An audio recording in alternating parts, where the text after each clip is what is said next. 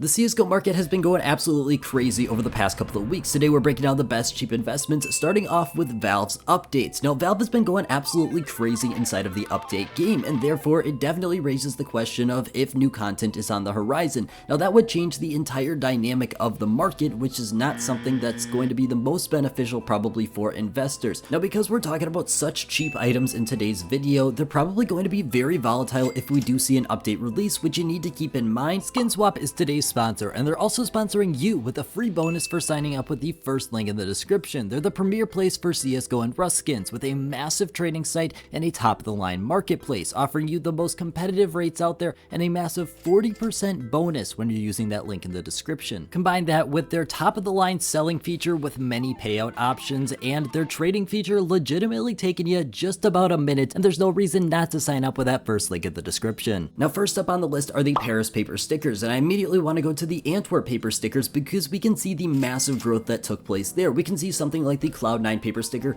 800% nearly growth, which is absolutely insane for such a cheap investment. Now, with that being said, bringing it back to Paris, there's a couple things we need to look for if we want to come even close to that. First of which is we need to make sure the stickers we're looking into probably don't have alternatives. The reason that the Cloud9 and some of the other ones from Antwerp turned out so well is because they didn't have alternatives that were borderless. If you're competing with other paper stickers on the market, odds are it's going to be a very tough time unless that one is absolutely demanded like the mouse, but we're not going to be looking into the mouse hollow. It's way too expensive at 10 cents. We need to be looking for a sticker that's possibly 3 cents or 4 cents. These are the only ones that are probably going to be worth our while in the long term just because they're so cheap, but that also means that there is definitely some interest there long term. And I think that's the most important part of these investments in general. These are long-term investments. You're investing at a possible 3-cent price point or even cheaper for some currencies. You're not going to be seeing overnight growth. Now, looking at the Paris paper stickers, there's a couple of them that I definitely think have a strong chance to possibly increase in the future. Now, this is a very big possibly. These are risky investments just because the liquidity of this item is so massive. There's so many of them out there, but I think the Apex, the Monty, and the Fnatic are probably the 3 that I would definitely consider if I was looking into this area. Now, talking about an investment that's a little bit more expensive is actually agents. Now, in my previous video, I talked about agents and how I'm not the biggest fan of them,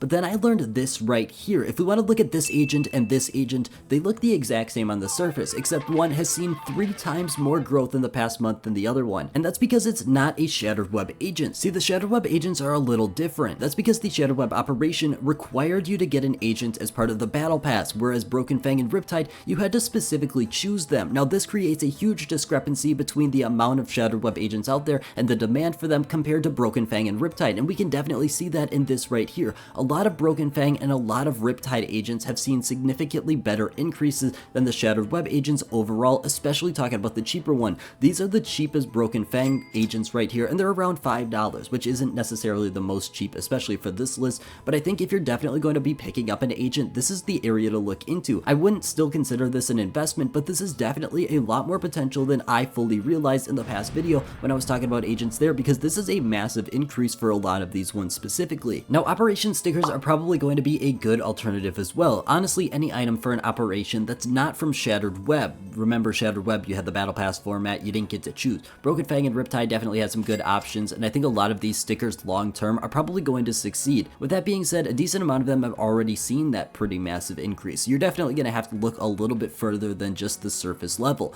but a lot of these stickers still have a decent amount of potential that hasn't been realized in my opinion, although I can't say specifically which ones because that would just inflate the price. Now, another operation item I think is going to be a lot more applicable is collection skins. If we want to talk about Shattered Web, they're a little bit more expensive and they're a little bit better, but if we want to talk about Broken Fang and Riptide specifically, a lot of these collections are still relatively cheap, and the trade-up potential for these is absolutely massive. The way trade-ups are formatted, these ones are only going to be created with new trade-ups, so if you're investing into the grays, there's no more of those out there. The light blues can only come from gray trade-ups. Therefore, I think the potential in this area is so strong because we can see the demand for these skins, especially inside of CS2, just continues to keep on growing. Therefore, there's no real reason why any of these would see some pretty massive pullbacks compared to regular play skins. Now, next up on my list, I have Paris Capsules. Now, Paris Capsules are definitely one that are much cheaper than a lot of the investments out there at this point. With that being said, they're still up quite a decent amount from where they were 2 weeks ago, so I don't know if I could explicitly say they're the best investment or the best bang for your buck, but I do still think Paris Capsules have a very strong long-term potential. I honestly feel like Paris Capsules are in a win-win situation. If we see the price of Stockholm and Antwerp go up, Paris is probably going to to have an easier path moving forward because it's going to be seen as a cheaper option, and since it's seen as a cheaper option, the price is going to go up then.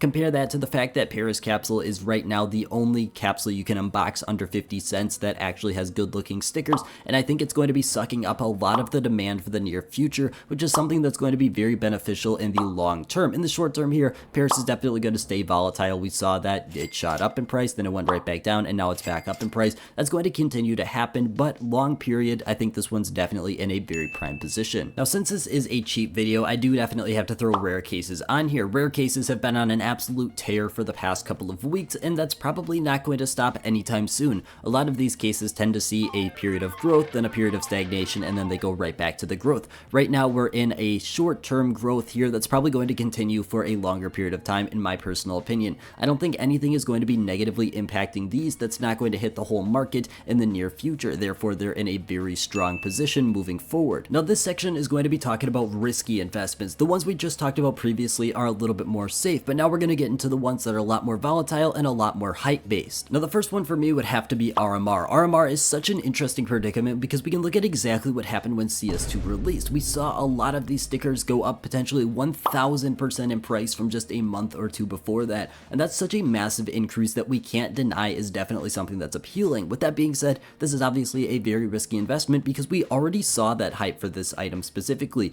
I don't know necessarily if it's even possible for this item to return to that level of price or that level of interest, but it's definitely one that I think if you're looking for a super risky play could be on your radar. The next risky play would be active duty cases. Active duty cases are a little bit less volatile than what we just talked about with RMR because we're specifically probably going to focus in on the fracture or the snake bite in either hopes that they go up or get moved into the rare drop pool. With that being said, they're still relatively volatile just because they're going to be consistently dropping, making up 99% of that drop pool, and we know how many people come in to play the game when the hype heats up, and I don't know if the unboxing numbers would be there to sustain a higher price point than a lot of them are currently sitting at right now. But with that being said, we have seen it in the past, and therefore it does make its way onto this list. Number 3 for me is going to be filler skins. Now, I don't think filler skins even come close to the amount of risk these previous two had, but with the way the drop system now works where you can choose your filler skin or whatever skin you get dropped, there's probably going to be a lot more filler skins out there, and therefore it definitely creates a little bit of confusion in this area. I don't think it's as risky as the previous two, but I don't think it's as safe as the first half of this video. And the last one on this list is going to be hype-based investments, whether that's souvenir packages, older maybe like Rio sticker investments, or anything that you don't have a concrete reason for investing into. These ones are usually swept up by the hype if you're looking into them, hopefully, because that's maybe the one thing it has going for it, but a lot of these are just way too risky for you to see an actual good investment return, especially in a longer period of time. But that's all I got. Thank you guys so much for watching. Hope you have a great rest of your day.